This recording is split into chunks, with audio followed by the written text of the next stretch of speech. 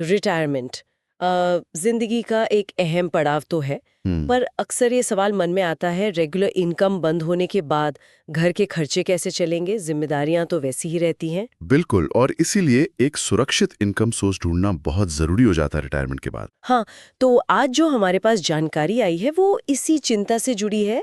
Post office की एक खास स्कीम है शायद। जी बिल्कुल, ये जानकारी है सीनियर सिटीजन सेविंग स्कीम के बारे में, मतलब SCSS।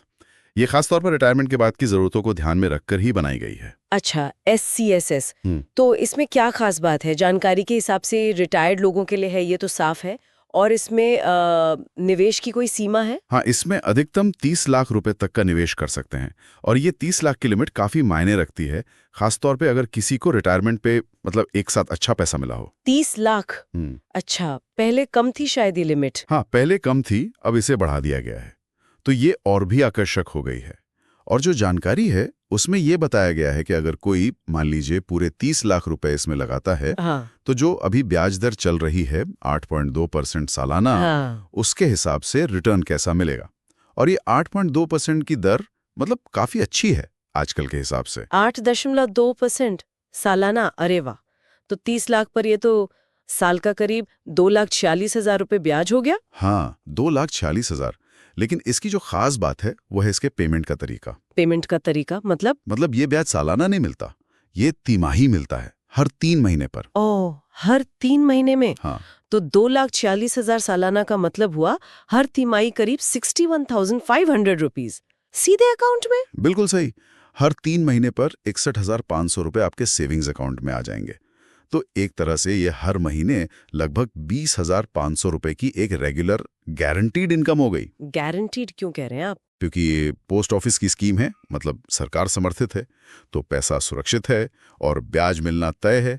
जानकारी भी इसे भरोसेमंद और कम जोखिम वाला बता रही है। हर महीने करीब 20,500 की इनकम, वो भी सेफ इन्वेस्टमेंट से। ये तो रिटायरमेंट में वाकई बड़ी राहत दे सकता है। हाँ, निश्चित रूप से। और खाता खोलना भी जैसा पता चला है काफी सीधा है। अच्छा, कैसे? बस नजदीकी पोस्ट ऑफिस जाना है, एक फॉर्म भरना होगा और कुछ बेसिक डॉक्यूमेंट्स जैसे आधार, पैन, पते का प्रूफ वो जमा करने होते हैं। वेरिफिकेशन के बाद खाता खुल जाता है। ठीक है। अच्छा, एक और बात थी जानकारी में, अगर कोई ये तिमाही ब्याज निकाले ही नहीं तो क्या होता है? पैसा बढ़ता है क्या? हाँ, देखिए जानकारी में इसका जिक्र है, पर थोड़ा समझना होगा। ये जो ब्याज है ये हर तिमाही सीधे आपके लिंक किए हुए सेविंग्स अकाउंट में चला जाता है। ये स्कीम अकाउंट में जमा होकर उस पर दोबारा ब्याज कंपाउंडिंग नहीं देता। ओह, मतलब कंपाउंडिंग का फायदा नहीं है इसमें? नहीं, ब्याज पर गैस जमीनता, वो पैसा आपके सेविंग्स अकाउंट में आता है। तो अगर आप उसे निकालते नहीं हैं तो वो सेविंग्स अकाउंट में पड़ा रहेगा। हाँ, 5 साल की जो मैच्योरिटी अवधि है उसके बाद आपका मूलधन यानी 30 लाख वो आपको वापस मिल जाता है। अच्छा, 5 साल की स्कीम है ये। इसे आगे बढ़ा सकते हैं क्या? हाँ, इसे 3 साल के लिए और बढ़ाया जा सकता है। और एक जरूरी बात यह है कि जिस ब्याज दर पर आपने निवेश किया है वो पूरी अवधि के लिए लॉक हो जाती है। जैसे भी 8.2% है तो पूरे 5 साल यही दर मिलेगी। ये तो अच्छी बात है। तो कुल मिलाकर ये स्कीम उन सीनियर सिटीजन्स के लिए एक मजबूत ऑप्शन है जिनके पास रिटायरमेंट पर एक मुश्त पैसा आया है और वो एक रेगुलर सेफ इनकम चाहते हैं।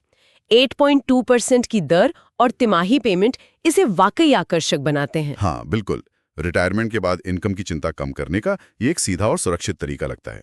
पर यहाँ एक सवाल जरूर आता है मन में, जैसा कि हर फाइनेंशियल प्रोडक्ट के साथ होता है, क्या ये अकेला काफी है? मतलब ठीक है, ये स्कीम अच्छी है, सुरक्षित है, रेगुलर इनकम देती है, हाँ, लेकिन क्या किसी की रिटायरमेंट की सारी जरूरतें सिर्फ इससे पूरी हो सकती हैं? किसी की ओवरऑल रिटायरमेंट प्लानिंग में ये कहाँ फिट होती है? महंगाई भी तो एक फैक्टर है। क्या सिर्फ इस पर निर्भर रहना काफी होगा या दूसरे निवेश विकल्पों को भी देखना जरूरी है? ये सोचना भी अहम है।